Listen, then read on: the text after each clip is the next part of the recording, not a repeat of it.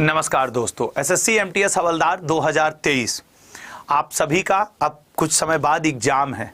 तो आप बहुत सोच रहे होंगे कि एग्जाम में क्या करें क्या न करें। ऐसे कई दुविधाएं मन में आती रहती हैं और लाजमी है।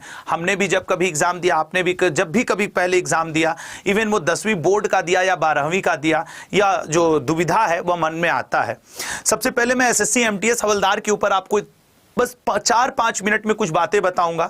बाकी तो आपकी मेहनत, माता पिता का आशीर्वाद वो आपको आगे ले जाएगा। जरा बात समझना। देखो, इस एग्जाम में क्या है, आपके 4 सब्जेक्ट आ रहे हैं। सर कौन कौन सा? आपके रीजनिंग, ठीक है, रीजनिंग और मैथमेटिक्स।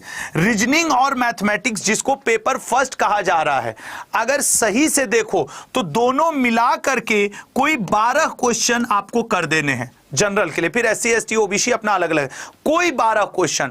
तो ये मत सोचना कि रीजनिंग से भी 12 मैथ से भी 12, नहीं, दोनों। इसमें से 7 कर दो, इसमें से 5, रीजनिंग के 12 कर दो, मैथ का पूरा छूट गया, कोई बात नहीं। मिनिमम 12 क्वेश्चन आपके सही होने चाहिए, ये बात ध्यान रखो। लेकिन मेरा आपसे सलाह रहेगा, आपसे जितना बनता है आप इसमें मैक्सिमम करके आइएगा। ये 12 क्वेश्चन को इग्नोर मार, जानकारी जरूरी है लेकिन आपको करना मैक्सिमम है। दूसरी बात, इन दोनों सब्जेक्ट में चूंकि कोई निगेटिव मार्किंग नहीं है, कोई निगेटिव मार्किंग नहीं है, तो यहां पे आपको अपना समय बचाना है, समय बचाना है।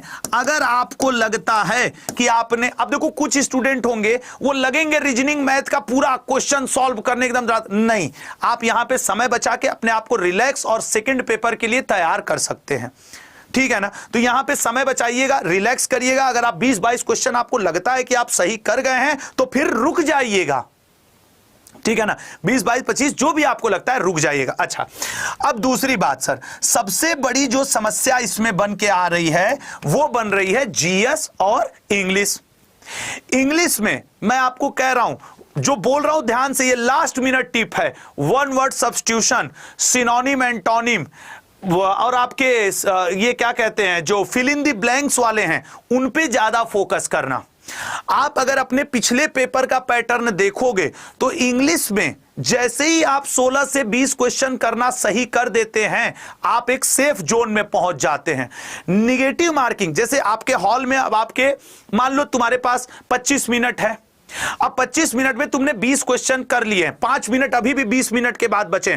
वो 5 मिनट में गलती से भी पेन मत चलाना कि अच्छा इसका बी मार देते हैं, इसका सी। जिसका आंसर नहीं आ रहा है, मेरी इस बात को एग्जाम हॉल में याद रखना कि तुक्का मत मारना इंग्लिश में। सेम फॉर जीएस, मैं अपने सीने पे लिख देता हूं जीएस। जीएस में भी अगर लल्ला तुम्हें आंसर आ रहा है तो तुम जैसे नहीं होता है कि खाली बैठे हैं ऐसे करके पेन पकड़ के बैठे हुए हैं, ऐसा हॉल में होता है ना, उस समय जो आप तुक्का मारना शुरू करते हैं वो आपको गड़बड़ कर देता है।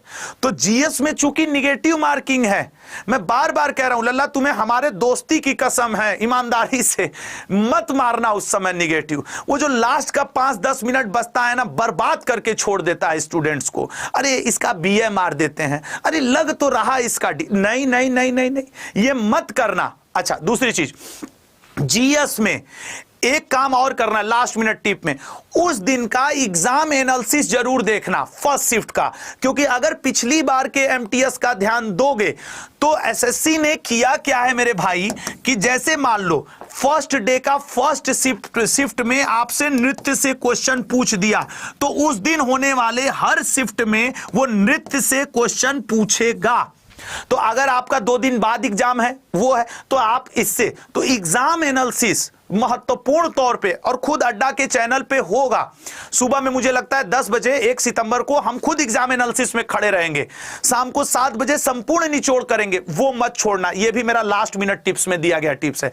दूसरी चीज, जीएस के सब्जेक्ट में करेंट अफेयर के 1-2 क्वेश्चन 2021-22 के भी पूछेगा। एक बार भी कोशिश मत करना 2021-22 पूरा पढ़ने का। जो डेटा याद है 2023 के लेटेस्ट टॉपिक को पढ़ के जाना, लेटेस्ट टॉपिक को। मैं खुद उसकी एक क्लास 29 तारीख को लिया हूं, तो वो आप एक बार देख सकते हैं, ठीक है ना। उसके अलावा हिस्ट्री में मॉडर्न इंडिया के डेट ज्यादा पूछता है, धार्मिक सामाजिक आंदोलन, क्रांतिकारी फेज, ये जरूर ध्यान से देख के जाना। हिस्ट्री में डेट याद करने के पीछे एंशिएंट और मेडविल में मत जाना, मेडविल के प्रमुख संधि, प्रमुख युद्ध, बस इतना ही। जियोग्राफी में वर्ल्ड जियोग्राफी आपको ज्यादा देखना है, मतलब प्लेनेट, सोलर, जो सोलर सिस्टम है, वर्ल्ड जियोग्राफी। तो फिर से देखो, मैंने कहा वर्ल्ड जियोग्राफी ज्यादा देख के जाना है। साइंस में विटामिन, डिजीज, जो दैनिक दिनचर्या में घटता है वो ज्यादा पढ़ के जाना, वो आपको काम आएगा।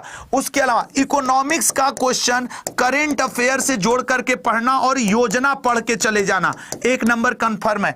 जनगणना 2011 की आपको पढ़ के जाना है, कंफर्म 1 नंबर है। ये वो टॉपिक है जो मैं आपको बता रहा हूं। और आज से टेस्ट सीरीज लगाना शुरू कर देना, टेस्ट सीरीज लगाना शुरू कर देना, वो आपको कंफर्म नंबर दिलवाएगा।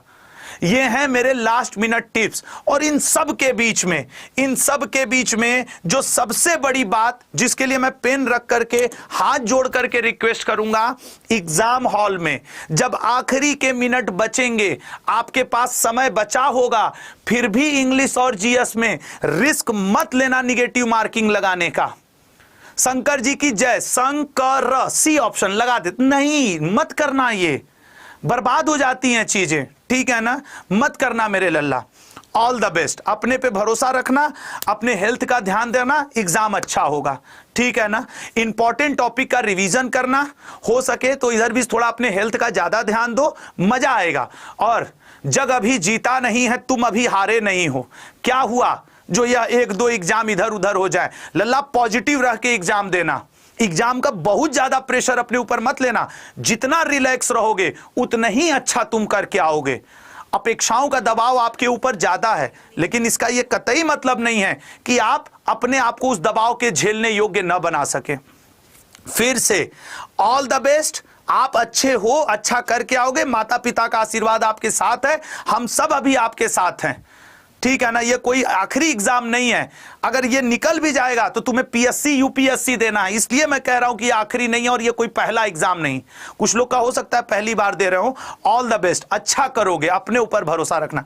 फिर कह दे रहा हूं, निगेटिव मार्किंग लास्ट के मिनट्स का उपयोग करना और जो जो टॉपिक बताए उनको पढ़ना, ठीक है ना।